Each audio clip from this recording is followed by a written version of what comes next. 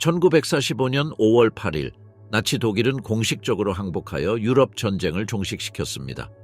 한때 대륙에서 가장 두려웠던 정권이었던 제국은 붕괴되어 혼란과 파괴, 그리고 훨씬 더 무서운 것, 즉 거대한 군사 무기고를 남겼습니다. 히틀러와 그의 고위 장교들은 죽거나 포로가 되었지만 나치의 전쟁 기계에 연료를 공급했던 무기들은 여전히 존재했습니다. 이것은 연합군에게 새로운 문제를 안겨주었습니다. 승자가 독일을 장악하면서 그들은 첨단 군사 장비의 거대한 비축물을 소유하고 있음을 알게 되었습니다. 그것은 단지 몇 개의 총과 탱크가 아니라 전쟁의 경계를 넓힌 최첨단 기술의 전체 산업 단지였습니다. 탱크에서 비행기, 잠수함, 포병에 이르기까지 나치 전쟁 기계는 유럽 전역에 흩어져 있었습니다. 연합군은 그러한 무기를 방치하면 쉽게 추가 갈등으로 이어지거나 잘못된 손에 넘어갈 수 있으므로 신속하게 행동해야 한다는 것을 알고 있었습니다. 독일의 기술적 진보는 비밀이 아니었습니다.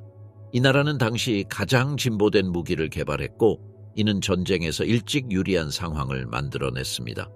판터와 타이거 모델과 같은 탱크, 세계 최초의 제트 추진 전투기인 메서슈미트 미 292와 같은 항공기, 타입 엑시트 잠수함과 같은 유보트는 사용 가능한 최고의 군사 기술 중 일부를 나타냅니다. 이제 이 강력한 전쟁 도구는 손에 넣을 수 있었고 연합군은 그것들을 낭비할 수 없었습니다. 그 뒤를 이어 이 무기들을 확보하고 그 운명을 결정하기 위한 엄청난 노력이 이어졌습니다. 첫 번째 과제는 엄청난 양의 장비였습니다. 독일의 군사 자원은 대륙, 수천 대의 탱크, 비행기, 포병대 및 기타 군용 차량이 있었고 소총, 탄약 및 기타 보급품의 비축량은 말할 것도 없습니다. 연합군은 이 막대한 양의 무기를 관리하고 이를 어떻게 사용할지 알아내세요. 이러한 무기의 잠재력을 인식하는 것은 무기를 압수하는 것만큼 중요했습니다. 2차 세계대전의 종식은 세계적 갈등을 종식시키지 못했습니다. 대신 그것은 서방연합군과 소련 간의 새로운 경쟁의 시작을 알렸습니다. 양측은 독일의 군사 기술이 다음 주요 세계적 대치 상황인 냉전에서 유리한 상황을 만들어낼 수 있다는 것을 깨달았습니다. 미국과 소련은 나치 독일의 첨단 무기와 기술에 특히 관심이 있었습니다. 양측은 이 중 많은 부분을 차지하기 위해 재빨리 노력을 시작했습니다. 그들은 할 수 있는 한 지식을 습득했습니다. 동시에 소련도 게으르지 않았습니다. 그들 역시 가능한 한 많은 독일 군사 기술을 탈취하고 싶어 했습니다. 그들은 무기를 인수하고 독일 과학자와 엔지니어를 소련으로 데려왔습니다. 이 전문가들은 소련이 제트 항공기와 미사일 기술과 같은 분야에서 상당한 진전을 이루도록 도왔습니다. 예를 들어 소련의 최초의 터보젯 비행기 중 하나인 미그-9 전투기는 독일의 설계, 특히 메서슈미트 A262의 영향을 크게 받았습니다. 하지만 나치 기술의 분할은 긴장 없이 이루어진 것은 아니었다. 미국, 영국, 소련은 전쟁 동안 동맹이었지만 나치 독일이 무너지자마자 새로운 경쟁이 생겨났다. 양측 모두 독일의 군사 지식과 자원을 최대한 확보하고자 했고 누가 무엇을 얻을지 항상 명확하지는 않았다. 전쟁 동안 가장 큰 피해를 입었고 베를린에 가장 먼저 도착한 소련은 전리품의 상당 부분을 차지할 자격이 있다고 생각했다. 서방연합국, 특히 미국과 영국은 나치 기술을 확보하는 데 각자의 이익이 있었다. 이러한 긴장에도 불구하고 연합군은 특정 무기가 누구의 손에도 맡기기에는 너무 위험하다는 것을 알고 있었습니다. 많은 경우 나치 무기와 차량을 고국으로 운송하기보다는 파괴하기로 했습니다. 잘 알려진 한 가지 예는 미국이 대규모 다시 사용될 위험을 감수하기보다는 포획한 군사 장비를 바다에 버리는 것이 낫다고 생각했습니다. 바누아투의 밀리언 달러 포인트는 트럭에서 탱크에 이르기까지 모든 것을 버리는 곳이 되었고 모두 물속에서 녹슬도록 버려졌습니다. 또 다른 문제는 남은 군용 무기를 손에 넣은 독일 민간인을 다루는 것이었습니다. 많은 사람들이 특히 전후 독일의 불확실한 미래를 감안할 때 이러한 무기를 포기하기를 꺼렸습니다. 연합군은 주민들의 무장을 해제하고 어떤 형태의 무장 저항도 막기 위해 힘을 합쳐야 했습니다. 서방연합군과 소련은 모두 민간인을 무장 해제하고 독일군의 잔당을 해체하기 위해 노력했지만 이는 어렵고 지속적인 과정이었습니다. 연합군은 인구를 무장 해제하는 것 외에도 나치 전쟁 기계의 잔재를 관리해야 했습니다. 일부 무기는 오래되었거나 특별히 유용하지 않았지만 다른 무기는 군사 기술의 최첨단. 연합군은 이 무기들을 압수하여 연구했습니다. 제트 엔진 로켓, 첨단 탱크와 같은 기술들이 주에 깊게 조사되었습니다. 역공학을 거쳐 미국과 소련의 군사 프로그램에 통합되었습니다. 독일 기술을 놓고 벌어진 이 경쟁은 냉전의 무대를 마련했는데 두 초강대국 모두 패배한 나치 정권에서 얻은 교훈을 이용해 우위를 점하려고 했습니다. 페이퍼클립 작전, 나치의 두뇌를 향한 경쟁.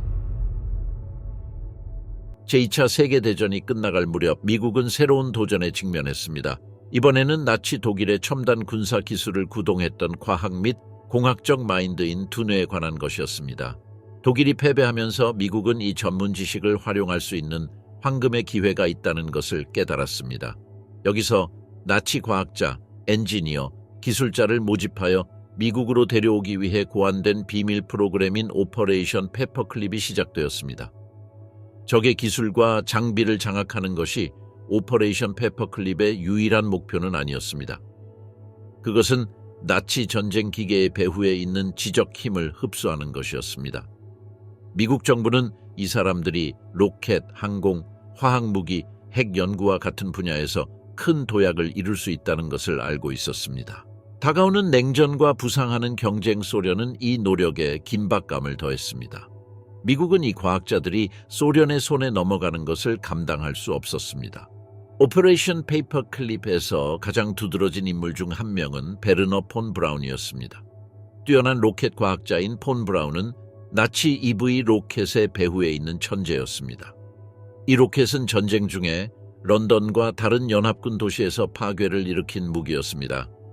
나치 전쟁 노력에 기여한 폰 브라운은 미국의 기술적 우월성을 추구하는 데 귀중한 자산으로 여겨졌습니다.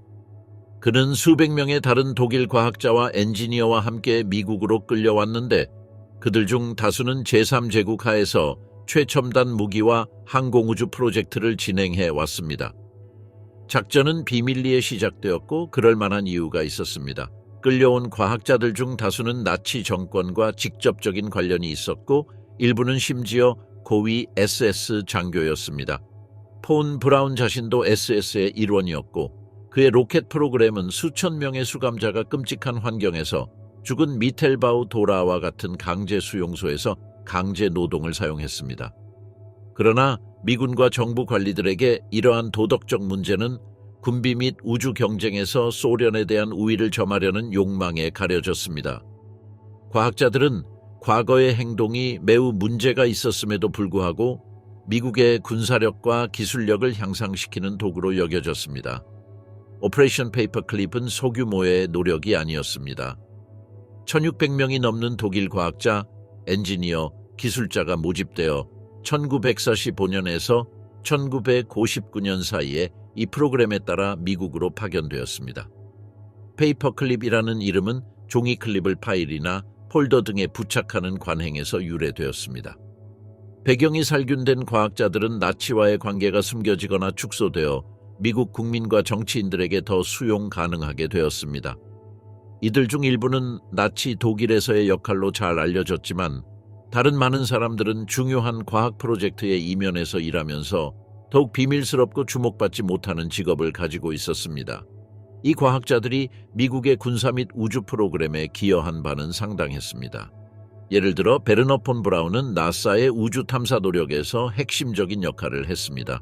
그는 미국을 성공적으로 실어 날은 세턴 B 로켓의 수석 설계자였습니다. 1969년 달에 우주인을 보냈습니다.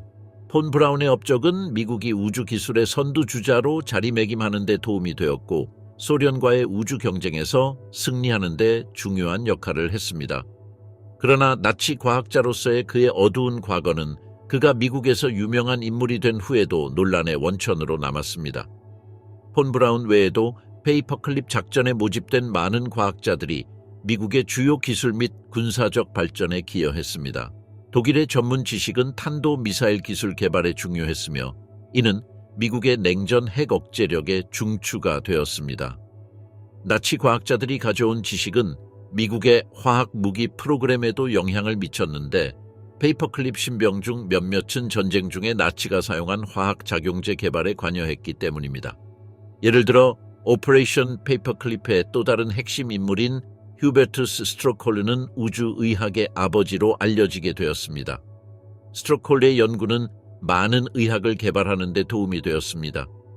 나중에 NSA가 유인 우주 비행 중에 사용할 프로토콜입니다. 그러나 폰 브라운과 마찬가지로 스트루그 홀드의 나치 정권과의 과거 관계는 논란의 여지가 있었습니다. 그는 강제 수용소 수감자를 대상으로 수행된 비인도적인 의학 실험과 관련이 있었지만 당시 미국 당국은 이러한 연관성을 과소평가하거나 무시했습니다.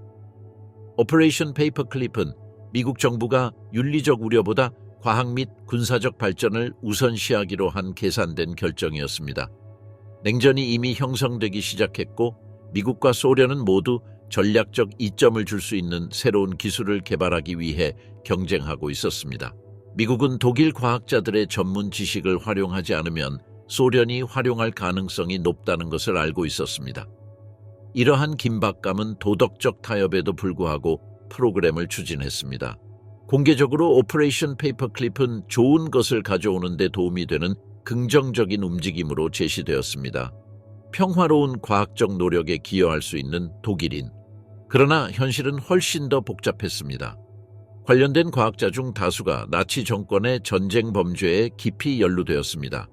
그래도 미국 군과 정보 커뮤니티는 진보의 이름으로 이러한 어두운 역사를 간과할 의향이 있었습니다. 이러한 도덕적 타협의 가장 충격적인 사례 중 하나는 나치가 V2 로켓을 생산한 미텔베르크 공장에서 강제 노동을 감독했던 로켓 과학자 아서 루돌프의 경우였습니다. 수천 명의 노예 노동자들이 그의 감독해서 죽었지만 루돌프는 그럼에도 불구하고 미국으로 끌려와 사턴 V 프로그램에서 주요 역할을 했습니다. 1980년대에 이르러서야 그의 나치 과거가 그를 따라잡았고 이로 인해 미국 시민권을 강제로 포기하고 독일로 돌아갔습니다. 전체적으로 오퍼레이션 페이퍼클립은 미국이 상당한 기술적 이점을 얻는 데 도움이 되었습니다. 냉전 초기 단계, 이를 통해 미국은 로켓, 핵무기 개발, 항공우주공학과 같은 분야에서 앞서 나갈 수 있었습니다. 그러나 이 프로그램의 유사는 전직 나치의 모집을 둘러싼 윤리적 문제로 인해 복잡해졌습니다. 이러한 과학자들이 미국의 우주 경쟁에서의 성공과 군사적 우위에 기여한 것은 의심할 여지가 없지만 그들이 나치 전쟁 범죄에 연루되었다는 사실은 그러한 발전에 따른 대개에 대한 의문을 제기합니다. 소련의 몰수, 나치 기술의 전리품 수확. 1945년 5월 나치 독일이 항복했을 때 소련은 제3제국의 붕괴를 첨단 군사 기술을 탈취할 기회로 여겼습니다. 베를린과 다른 주요 독일 도시에서의 적군의 승리는 최첨단 기술 중 일부에 대한 접근을 제공했습니다. 나치가 개발한 무기와 장비, 소련군은 즉시 무기, 차량, 기술 혁신을 모아 자체 군사 무기고에 통합하기 시작했습니다. 가장 귀중한 자산 중 하나는 독일의 제트 항공기 기술이었습니다. 전쟁 중에 나치는 최초의 제트 추진 전투기인 메서슈미트 미-26을 개발했습니다. 시속 최대 560마일의 속도에 도달할 수 있는 이 항공기는 항공 기술에 있어서 큰 도약을 나타냈습니다. 소련은 그 잠재력을 재빨리 알아차리고 제트 추진에 대한 기술 문서와 함께 수많은 Mi-26을 압수했습니다. 그 결과 소련 최초의 제트 추진 전투기인 미그-9가 탄생했고 1446년에 운용을 시작했습니다. Mi-262의 영향을 크게 받았지만 소련 엔지니어들은 엔진을 업그레이드하는 등 개량과 개량을 했습니다. 메이지-9는 소련의 시작을 알렸습니다. 군사 항공의 발전으로 결국 한국 전쟁 당시 두려웠던 제트기인 미지-25의 개발로 이어졌습니다. Mi-262와 헤인켈 해-162와 같은 다른 독일 항공기의 포획으로 소련은 제트 전투기 기술에서 빠르게 발전하여 서방 경쟁자들과 동등한 수준에 도달할 수 있었습니다. 나치 독일은 또한 미사일 기술, 특히 B2 로켓에서 상당한 진전을 이루었습니다. 최대 200마일 떨어진 목표물을 타격할 수 있는 이 탄도미사일은 전쟁 중에 연합군 도시를 폭격하는 데 사용되었습니다. 소련군이 EV 제조 시설을 장악했을 때 그들은 수백 개의 EV 로켓, 수천 개의 기술 문서, 이를 설계한 수많은 엔지니어, 이 인수는 소련 미사일 프로그램의 토대를 마련했고 결국 미국 미사일 능력과 맞먹고 능가할 수 있게 되었습니다. 1947년까지 소련 엔지니어들은 B2의 직접적인 복제품이었지만 범위와 신뢰성을 개선하기 위해 약간의 수정을 거친 AR-1 로켓을 개발했습니다. 이 개발은 추가적인 미사일 발전에는 사정거리가 375마일인 R2와 결국 냉전 중 핵심 무기였던 R7 대륙간 탄도미사일 ICBM이 포함됩니다. 나치 EV 프로그램에서 얻은 지식은 또한 소련이 우주 경쟁에 뛰어드는 데 도움이 되었습니다. 1957년 소련은 최초의 인공위성인 스푸트니크를 성공적으로 발사하여 나치 혁신을 기반으로 한 새로운 기술 역량을 선보였습니다. 소련은 또한 나치 전차와 장갑차를 탈취하는 것을 우선시했습니다. 독일 전차, 특히 타이거와 팬터 모델은 전쟁에서 가장 강력한 전차 중 하나였습니다. 갈등 중에 T-34 전차에 의존했던 소련은 이러한 독일 설계에서 배울 기회를 보았습니다. 소련 엔지니어는 노획한 독일 전차를 해체하고 그 결과를 사용하여 소련 모델을 개선했습니다. 이는 TS-54와 같은 전후 전차의 개발에 영향을 미쳤습니다. TPT-55는 냉전 동안 소련 기갑군의 주력이 되었습니다. 특히 TX-50는 역사상 가장 널리 생산된 전차 중 하나가 되었으며 1447년에서 1980년 사이에 10만 대 이상이 생산되었습니다. 탱크와 미사일 기술 외에도 소련에 대한 나치 과학의 가장 중요한 공헌은 핵 연구 분야에서 이루어졌습니다. 나치 독일은 원자 폭탄을 개발하는 데 성공하지 못했지만 핵 과학에서는 상당한 진전을 이루었습니다. 소련은 독일 과학자와 핵 연구와 관련된 문서를 압수하여 이를 재빨리 이용했습니다. 이 과학자들은 소련의 비밀 시설로 이전되어 소련의 원자 폭탄 프로젝트에 기여했습니다. 그들의 작업은 맨해튼 프로젝트에 참여한 소련 스파이의 정보와 함께 소련의 핵무기 개발을 가속화했습니다. 1949년 소련은 미국이 히로시마와 나가사키의 원자 폭탄을 투하한 지 불과 4년 만에 첫 번째 성공적인 핵실험을 실시했습니다. 이는 핵무기 경쟁의 시작을 알리는 신호였으며 소련은 핵 능력에서 미국을 빠르게 추월했습니다. 독일 과학자들로부터 얻은 전문 지식과 지식은 이러한 급속한 진전에 중요한 역할을 했습니다. 소련이 나치 과학자와 기술을 사용한 것은 미국에서 발생한 페이퍼클립 작전에서 나타난 것과 동일한 윤리적 문제를 많이 제기했습니다. 소련에 기여한 독일 과학자들 중 다수는 프로젝트는 나치 군사 노력에 깊이 관여했으며 여기에는 다음이 포함됩니다. 전쟁 중에 광범위한 파괴를 일으킨 무기, 그러나 소련 지도자들에게는 초점이 군사적, 기술적 우위를 달성하는 데 주력했습니다. 도덕적 우려는 종종 냉전의 절실한 필요성에 비해 부차적이었습니다.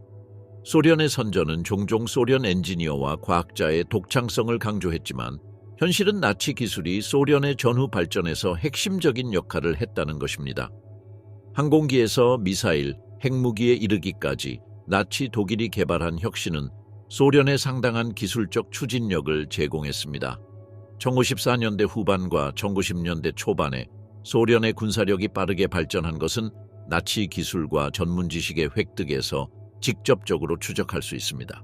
추산에 따르면 전쟁 후 2,000명에서 2,500명 사이의 독일 과학자, 엔지니어 기술자가 소련으로 이전되었습니다. 이 전문가들은 항공 미사일 개발, 핵 연구의 발전에 기여하여 소련의 군사 및 과학 프로그램에 지속적인 영향을 미쳤습니다. 나치 기술이 소련 설계에 미친 영향은 엄청났지만 전 나치 과학자를 사용하는 것의 윤리적 의미는 여전히 논란의 여지가 있습니다. 이러한 발전을 통합함으로써 소련은 군사 역량을 변형하여 냉전 동안 미국의 강력한 라이벌이 될 수 있었습니다. 나치의 영향력 혁신은 군사 하드웨어를 넘어 확장되었습니다. 이러한 기술은 소련의 우주 탐사 및 핵무기 우위를 형성하는 데 도움이 되었습니다. 그러나 이 협력의 유산은 소련군과 나치 과학자들 사이의 갈등은 전쟁 중 저질러진 잔혹 행위의 여파로 여전히 남아있으며 권력 추구 과정에서 이루어진 도덕적 타협에 대한 의문을 제기하고 있다. 조용한 포식자 독일 유보트와 해군력의 운명. 제2차 세계대전이 끝나자 연합군은 잠수함 함대를 물려받았습니다. 수중전의 경계, 특히 독일 유보트, 그 중에서도 타이프 21 잠수함은 게임 체인저로 두드러졌습니다. 종종 나치 독일의 K 릭스마린의 원더 웨폰이라고 불리는 타이프 X-24는 잠수함 설계의 혁명을 일으켰고 해군 전쟁에 지속적인 영향을 미쳤습니다. 타이프 21을 특별하게 만든 것은 이전 모델보다 훨씬 더 오랫동안 잠수할 수 있는 능력으로 수면에서 보내는 시간을 크게 줄였습니다. 이전 유보트는 배터리를 재충전하기 위해 자주 수면으로 떠올라 연합군의 공격에 취약해집니다. 비행기와 선박. 하지만 타입 21은 더 큰 배터리 용량 덕분에 장시간 물속에 머무를 수 있었습니다. 또한 더 유선형의 디자인을 갖추고 있어 물속에서 더 빨리 움직일 수 있었고 잠수 중에 17.5노트의 속도에 도달할 수 있었습니다. 이는 이전의 2배에 가깝습니다. 유보트. 이 속도 덕분에 적의 함선이 추적하고 공격하기가 훨씬 더 어려워졌습니다. 또 다른 핵심 혁신은 속사 어로의 시스템이었습니다. 타이프 21은 어로의 발사관을 단 10분 만에 재장전할 수 있었고 이전 유보트 모델은 1시간 이상 걸렸습니다. 이를 통해 잠수함은 빠르게 발사하고 재장전할 수 있었고 연합군 호송대에 공포를 안겼습니다. 그러나 진보된 능력에도 불구하고 타이프 21은 전쟁에서 너무 늦게 투입되어 큰 영향을 미치지 못했습니다. 독일이 패배하기 전에 실전 배치된 것은 극소수에 불과했고 대서양에서 전쟁의 흐름을 바꿀 수 있는 것은 하나도 없었습니다. 전쟁 후 연합국, 특히 미국, 영국, 소련은 이 첨단 잠수함을 손에 넣고 싶어 했습니다. 타이프 21과 다른 유보트 모델은 전후 해군 전략에 영향을 미칠 잠수함 설계에 대한 귀중한 교훈을 제공했습니다. 영국은 데드라이트 작전의 일환으로 타이프 21 잠수함을 포함한 여러 유보트를 납포했습니다. 납포된 유보트 중 다수가 침몰하거나 파괴되었지만 영국 해군은 타입 21의 통찰력을 활용하여 자체 잠수함 설계를 개선했습니다. 타이프 21의 영향을 받은 가장 주목할 만한 잠수함 중 하나는 1950년대에 건조된 영국의 MS 익스플로러였습니다. 미국은 또한 독일 유보트를 납포한 데서 이득을 얻었습니다. 여러 타이프 21 잠수함은 연구를 위해 미국으로 다시 가져갔고 미국 엔지니어들은 잠수함의 진보된 기능을 주의 깊게 조사했습니다. 이 잠수함은 미국 해군의 첫 번째 잠수함 설계에 영향을 미쳤습니다. 상급 잠수함을 포함한 전후 잠수함 종류, 소련 역시 가능한 한 많은 독일 잠수함을 포획하고 싶어 했습니다. 전쟁 후 소련은 타입 21 잠수함을 포함한 여러 유보트를 통제했습니다. 그들의 배상금, 이 잠수함들은 소련 해군력의 발전에 중요한 역할을 했습니다. 소련 최초의 진정한 전후 잠수함인 프로젝트 613 또는 위스키급 잠수함은 21형 잠수함의 기술에 큰 영향을 받았습니다. 많은 독일 잠수함이 연합군 함대에 편입되었지만 많은 잠수함이 전쟁 후 파괴되거나 침몰했습니다. 영국 해군이 수행한 데드라이트 작전에서 많은 유보트가 북대서양에서 침몰했습니다. 일부는 물을 채워 가라앉게 놔두었고 다른 일부는 어로의 공격에 대한 내구성을 평가하기 위한 무기 시험에서 표적이 되었습니다. 타입 21 잠수함을 포함한 여러 유보트가 전후 무기 시험의 표적으로 사용되었습니다. 이 잠수함의 가장 악명 높은 용도 중 하나는 태평양에서 핵폭탄 시험 중이었습니다.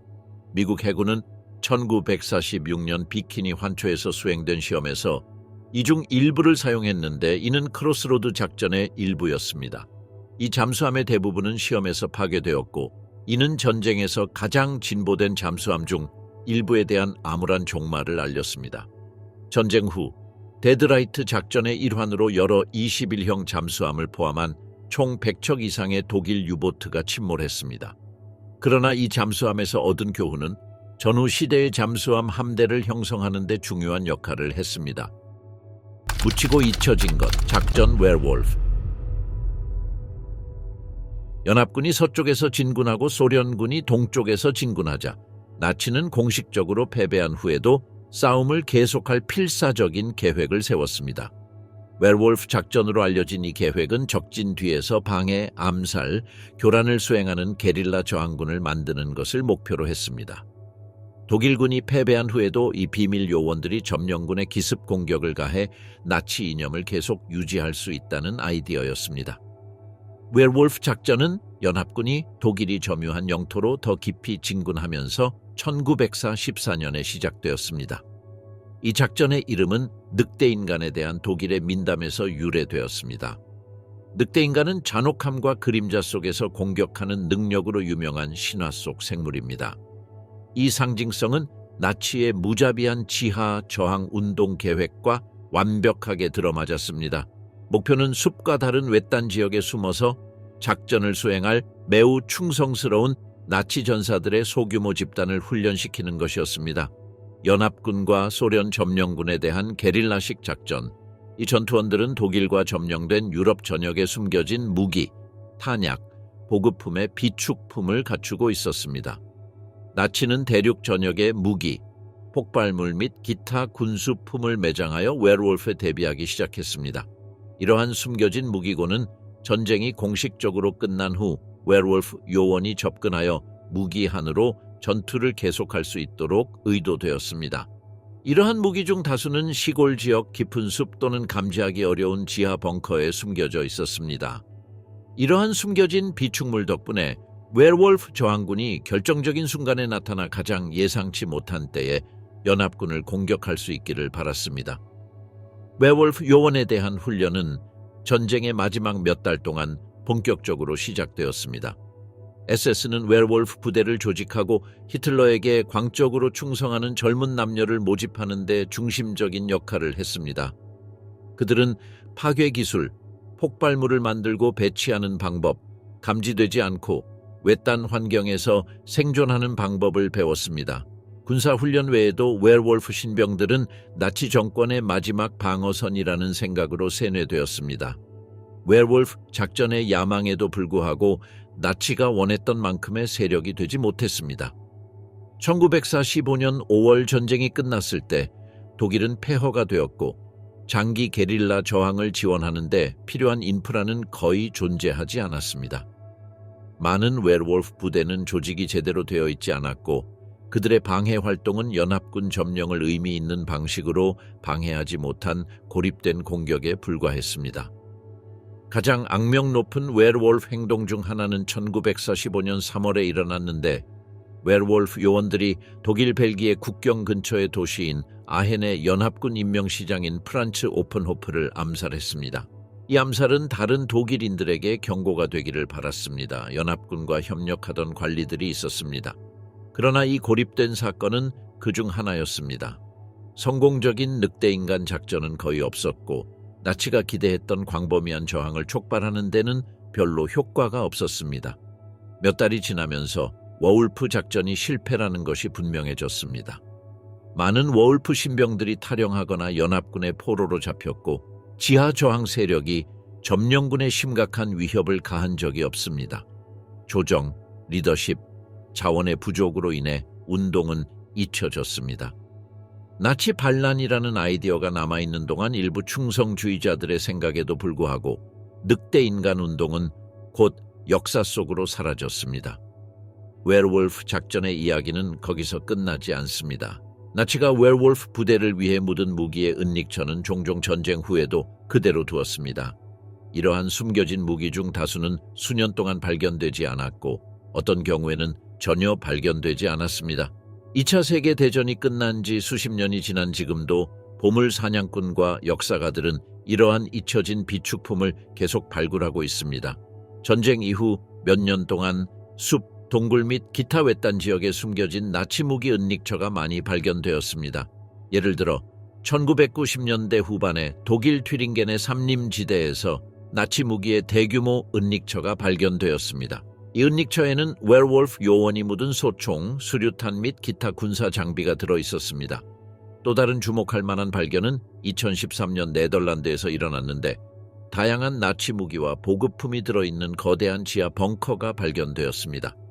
이 벙커는 독일군이 방어 준비의 일환으로 건설했지만 웨어wol프 요원을 위한 잠재적인 보급 창고 역할도 했습니다. 벙커 내부에서 고고학자들은 수십 년 동안 숨겨져 있던 탄약, 총기, 폭발물을 발견했습니다. 아마도 나치 무기 저장소에 대한 가장 유명한 이야기 중 하나는 2016년에 발생했을 것입니다. 바이에른의 보물 사냥꾼이 숲에 묻힌 2차 세계 대전 시대의 무기를 대량으로 발굴했습니다. 기관총, 권총, 탄약 상자가 포함된 이 무기는 전쟁 마지막 날에 나치 요원들이 숨긴 웨어wol프 캐시의 일부였던 것으로 여겨졌습니다. 이러한 은닉처에서 발견된 무기의 대부분은 시간이 지나면서 녹이 슬고 손상되었지만 일부는 보관된 조건 덕분에 놀라울 정도로 잘 보존되었습니다. 지하 벙커의 낮은 습도와 안정적인 온도는 이러한 무기가 묻힌 지 수십 년 후에도 사용 가능한 상태를 유지하는 데 도움이 되었습니다. 베를프 작전은 본래의 임무에는 실패했을지 몰라도 나치가 숨긴 무기와 물자 속에 그 유산이 살아 숨쉬고 있다. 대량살 상무기, 핵시대의 나치 유산. 나치 독일의 기술적 야망은 전장을 훌쩍 넘어섰으며 그들의 연구는 상상할 수 없을 정도로 미래에 영향을 미치는 무기의 기초를 마련했습니다. 독일은 원자폭탄을 개발하는 데는 성공하지 못했지만 미사일 기술의 발전과 더불어 핵 연구는 전후 군비 경쟁에서 귀중한 자산이 되었습니다. 미국과 소련은 모두 나치의 연구 결과에서 남은 자료를 압수하여 냉전 동안 자신의 핵 및 미사일 프로그램을 위한 발판으로 활용하고자 했습니다. 독일 과학자들은 우라늄 클럽으로 알려진 원자폭탄 프로젝트가 실패했음에도 불구하고 로켓 기술과 핵 연구를 포함한 다양한 분야에서 큰 진전을 이루었습니다. 나치 정권의 혼란스러운 본질과 자원 부족, 내부 관리 부실로 인해 독일 과학자들은 핵 분열을 탐구했지만 전쟁이 끝날 때까지 기능하는 원자폭탄을 만드는 데는 거리가 멀었습니다. 그럼에도 불구하고 그들이 연구하는 동안 수집한 지식은 승리한 연합국에 의해 간과되지 않았습니다. 1945년 미군은 나치 핵 연구 시설과 과학자를 잡기 위해 고안된 임무인 알소스 작전을 시작했습니다. 잡힌 사람 중에는 독일 핵 프로그램에서 중요한 역할을 한 저명한 물리학자 베르너 하이젠베르크가 있었습니다. 독일은 작동하는 폭탄을 개발하지 못했지만 미국은 그들의 발견을 활용하여 자체 핵 연구를 향상시킬 기회를 보았습니다. 이는 더 광범위한 노력의 일부였으며 1600명이 넘는 나치 과학자가 전후 군사 및 기술 프로젝트에 기여하기 위해 미국으로 파견된 페이퍼클립 작전이 시작되었습니다.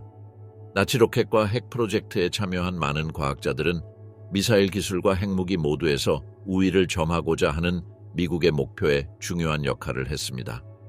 그들이 가져온 전문 지식은 수소 폭탄과 탄도미사일 시스템의 개발을 가속화했습니다. 나치 독일의 V2 로켓 프로그램의 중심 인물인 베르너 폰 브라운은 미국의 미사일 기술을 발전시키는 데 중요한 역할을 했으며 궁극적으로 나사의 아폴로 임무에 사용된 세턴 B 로켓을 개발하는 데 도움을 주었습니다. 미국이 로켓 기술 분야에서 나치의 유산을 활용하는 동안 소련도 또한 나치 기술과 전문 지식을 압수하십시오. 오퍼레이션 페이퍼클립의 대응자는 오소아비아 힘이었습니다. 독일 과학자들을 소련으로 이전하기 위해 고안된 소련 프로그램. 이 과학자들은 소련의 원자 및 미사일 프로그램 개발에 기여하여 소련이 기록적인 시간 내에 미국과의 기술 격차를 좁히십시오. 미국이 일본의 원자 폭탄을 투하한 지 불과 4년 후 소련은 1919년에 첫 번째 원자 폭탄을 시험했는데 이는 주로 포로로 잡힌 과학자들의 노력과 나치 연구에서 얻은 데이터 덕분이었습니다. 나치 기술의 가장 중요한 유산 중 하나는 미사일 개발에 미친 영향이었습니다. 폰 브라운의 감독 하에 설계된 독일 V2 로켓은 세계 최초의 장거리 탄도미사일이었고 미래의 냉전시대 무기에 대한 청사진을 제공했습니다. 미국의 레드스톤 미사일과 소련의 R1은 V2의 직계 후손이었습니다. 이 초기 미사일은 ICBM 개발의 토대를 마련했고 ICBM은 미국과 소련의 핵무기의 필수적인 구성 요소가 되었습니다. 핵 잠수함 분야에서 나치의 유산은 냉전 무기에도 영향을 미쳤습니다. 독일 잠수함 설계, 특히 타입 21 유보트의 발전은 1910년대와 1660년대에 미국과 소련이 개발한 핵추진 잠수함에 통합되었습니다. 바다 밑에서 탄도미사일을 발사할 수 있는 이 잠수함은 두 나라의 핵 3중체의 핵심 요소가 되어 보복 공격을 가할 수 있었습니다. 지상의 핵 전력이 파괴되더라도 공격할 수 있다. 냉전 무기 경쟁에서 나치 기술의 더 광범위한 유산은 부인할 수 없습니다. 전쟁 중 독일 과학자들이 로켓, 핵 연구, 잠수함 설계와 같은 분야에서 이룬 발전은 대량 살상 무기 개발에 깊고 지속적인 영향을 미쳤습니다. 미국과 소련은 이러한 혁신을 받아들여 20세기 군사 전략의 대부분을 정의한 핵무기와 전달 시스템으로 변형했습니다. 나치 정권은 인류 역사상 가장 어두운 장을 만든 인물이지만 과학적 기여는 현대 전쟁의 세계를 형성하는 데 도움이 되었습니다. 나치 연구와 전문 지식을 사용하는 것에 대한 도덕적 딜레마는 여전히 해결되지 않은 상태이며 특히 잔혹한 방법을 사용했기 때문입니다. 이러한 과학적 획기적인 진전을 이뤘습니다. 냉전의 여파 대리 분쟁에서의 나치 무기. 냉전이 격화되면서 제2차 세계대전 중 나치 독일이 개발한 무기는 전 세계 전장에서 새로운 생명을 얻었습니다. 이러한 총기, 차량 및 군사기술은 공산주의와 반공주의 세력 모두에서 수많은 대리 갈등, 특히 한국전쟁과 베트남 전쟁에서 재활용되었습니다. 나치가 설계한 무기의 영향력은 유럽을 넘어 훨씬 더 확대되어 전후 세계의 치명적인 투쟁에 기여했습니다. 이 기간 동안 재활용된 가장 인기 있는 무기 중 하나는 독일의 MG40이었습니다. 전장에서 높은 연사력과 효율성으로 유명한 기관총입니다. 발사할 때 나는 독특한 소리 때문에 히틀러의 원형 톱이라는 별명이 붙었습니다. MG42는 분당 최대 1200발을 발사할 수 있어 당시 대부분의 기관총보다 훨씬 빠릅니다. 제2차 세계대전 이후 이 디자인은 독일뿐만 아니라 다른 나라에서도 차세대 기관총의 기초가 되었습니다. MG42의 유사는 냉전까지 이어져 노스에티오군이 사용하는 현대 기관총의 설계에 영향을 미쳤습니다. 사실 MG42는 매우 잘 설계되어서 그 설계가 MG3으로 각색되었고 이 기관총은 독일군과 다른 나라에서 계속 사용되고 있습니다. 오늘날 한국전쟁과 베트남 전쟁 동안 HG와 그 변형은 양측에서 자주 사용되어 전장에서 뛰어난 화력을 제공했습니다. 나치의 혁신에 많은 설계를 빚은 또 다른 무기는 AK-47입니다. AK-47은 냉전 동안 공산주의 군대의 표준 무기가 된 상징적인 소련 돌격소총입니다. 세계 최초의 진정한 돌격소총인 독일의 슈트름게베어 44 STG-44는 AK-47의 개발에 큰 영향을 미치는 데 중요한 역할을 했습니다. STG-44는 2차 세계대전 후반에 도입되었으며 기관총의 화력과 소총의 휴대성을 결합하여 현대전에 적합했습니다. 미하일 칼라시니코프를 포함한 소련의 설계자들은 STG-44를 연구하고 그 원리를 AK-47의 제작에 적용했으며 이는 역사상 가장 널리 사용된 총기 중 하나가 되었습니다. AK-47은 한국과 베트남을 포함한 다양한 냉전 대리 갈등 동안 공산주의 세력의 선택 무기가 되었습니다. 단순함, 신뢰성, 생산의 용이성으로 게릴라전에 이상적이었습니다. 나치 기술에서 유래된 이 소총은 무기가 어떻게 제2차 세계대전 중에 개발된 전쟁 수행 방식은 그 이후 수십 년 동안 전쟁 수행 방식에 영향을 미쳤습니다. 나치 무기는 공산군에만 영향을 미친 것이 아니었다. 독일에서 노획한 무기의 대부분은 냉전 초기에 반공주의 세력에 분배되었다. 미국과 동맹국들은 독일 기술을 재활용하여 동맹국을 무장시키는 데 가치가 있다고 생각했습니다. 전 세계적으로 갈등이 일어났습니다.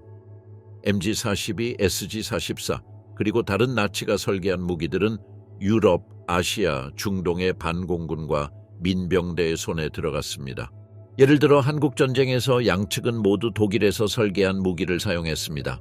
소련과 중국의 지원을 받은 공산군은 MG42의 변형과 STG-44에서 영감을 받은 소총을 배치했습니다. 한편 미국이 지원하는 한국군과 다른 유엔군도 노획한 나치 무기나 나치를 모델로 한 무기를 사용했습니다. 냉전은 한반도를 2차 세계 대전 중에 설계된 무기의 시험장으로 만들었고 나치 무기의 유산은 히틀러가 패배한 후에도 오랫동안 피를 흘렸습니다. 베트남 전쟁도 비슷한 패턴을 따랐습니다.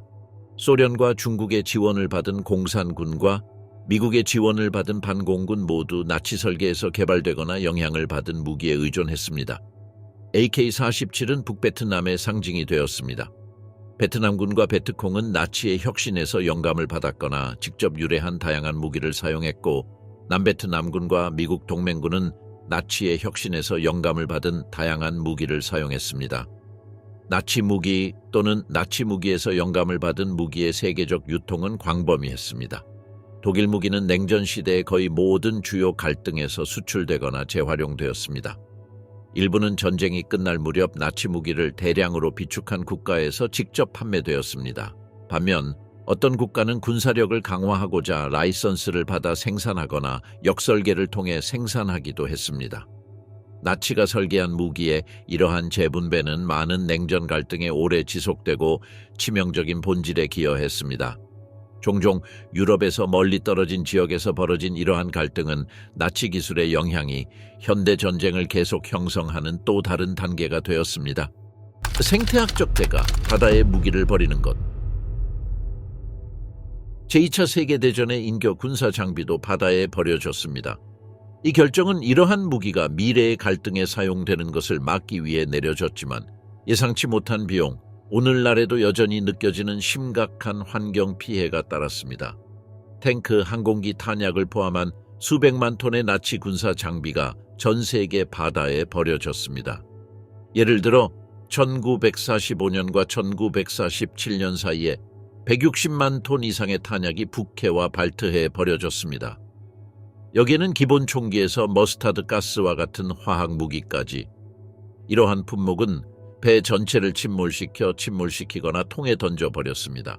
이는 거대한 문제에 대한 빠른 해결책이었지만 장기적인 결과를 초래했습니다. 가장 유명한 투기장 중 하나는 바누아투의 $10,000 포인트입니다.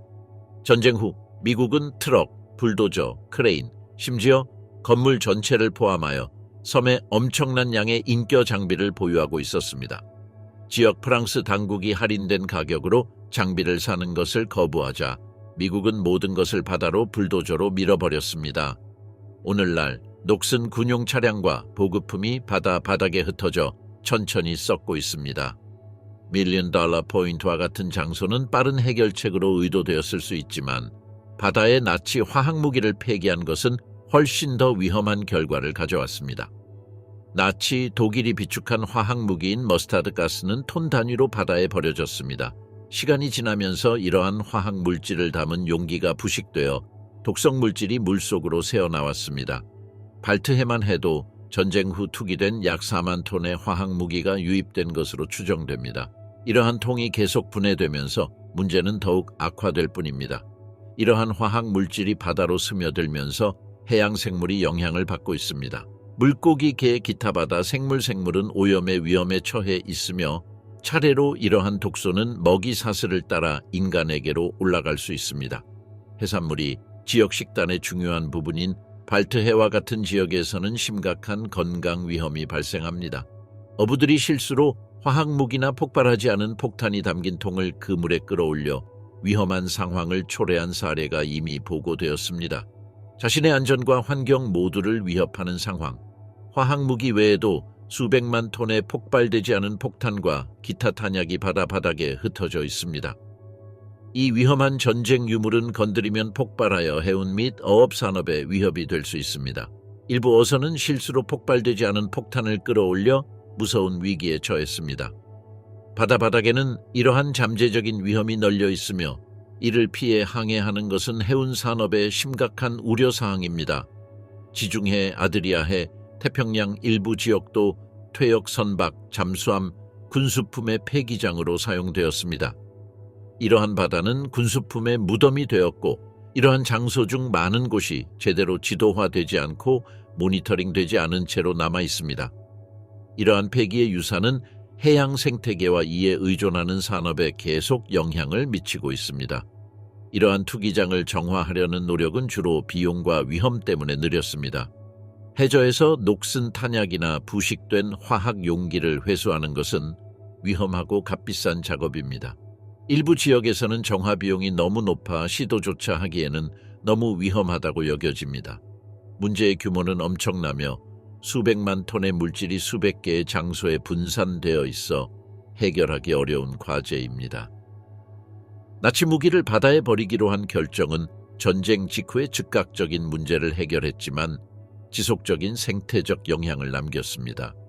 당시에는 빠른 해결책처럼 보였던 것이 오늘날에도 여전히 세계가 씨름하고 있는 환경적 악몽으로 바뀌었습니다.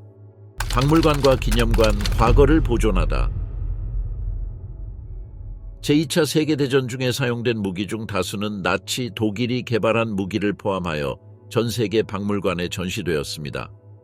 이러한 유물은 이제 사람들에게 전쟁과 나치 군국주의의 잔혹한 유산에 대한 교육을 제공하는 데 중요한 역할을 하며 방문객은 한때 세계적 갈등을 부추겼던 무기를 직접 볼 수 있습니다. 이러한 역사적 유물을 전시하는 가장 유명한 장소 중 하나는 런던의 제국전쟁 박물관입니다.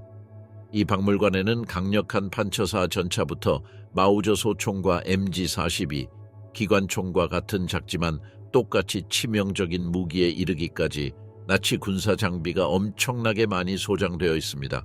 빠른 발사 속도로 유명한 MG42는 전쟁에서 가장 두려운 무기 중 하나였습니다.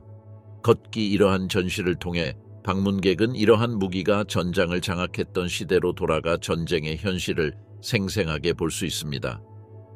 대서양 건너 뉴올리언스의 내셔널 WWII 뮤seum에는 나치 무기와 군사 장비 컬렉션도 소장되어 있어 전쟁이 미국 전선을 포함한 세계에 어떤 영향을 미쳤는지에 대한 관점을 제공합니다. 박물관의 전시품에는 유럽과 북아프리카의 주요 전투에서 사용된 독일 군용 차량, 총기 및 기타 장비가 포함됩니다.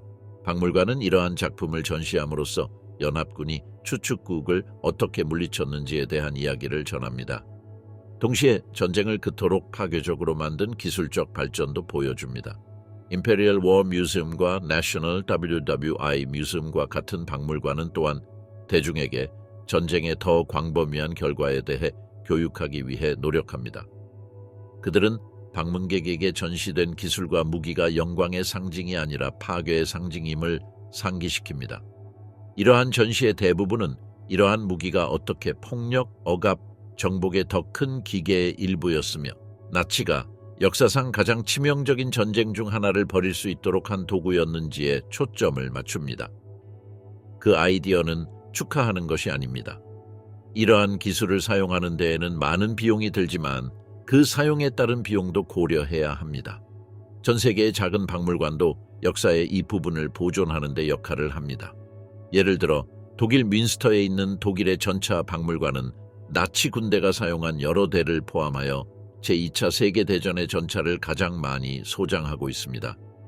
여기에서 방문객은 이러한 기계의 엔지니어링 능력을 보고 사용의 어두운 면에 대해서도 배울 수 있습니다.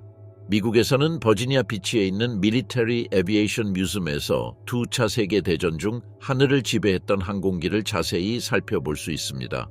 소장품 중에는 루프트와페의 가장 유명한 전투기 중 하나인 메서슈미트 BF 일형구와 같은 독일 항공기가 있습니다. 속도와 기동성을 위해 설계된 이 항공기는 나치 독일의 공중전에서 중요한 역할을 했습니다. 방문객은 이 항공기를 가까이서 보면 전쟁 중에 벌어진 격렬한 공중전에 대한 통찰력을 얻을 수 있습니다. 박물관에 전시된 나치 기술 중 가장 중요한 것 중 하나는 B2 로켓입니다. 오늘날 B2는 워싱턴 DC에 있는 스미소니언 국립항공우주박물관을 포함한 여러 박물관에서 찾아볼 수 있습니다. 대규모 기관 외에도 많은 소규모 기념관과 지역 전시회에도 나치 군사 장비가 전시되어 있습니다. 특히 프랑스, 네덜란드, 폴란드 등 유럽 일부 지역에서는 전쟁의 피해를 크게 입은 마을과 도시에서 포획되거나 버려진 나치 무기의 일부를 포함하는 기념관을 건립했습니다.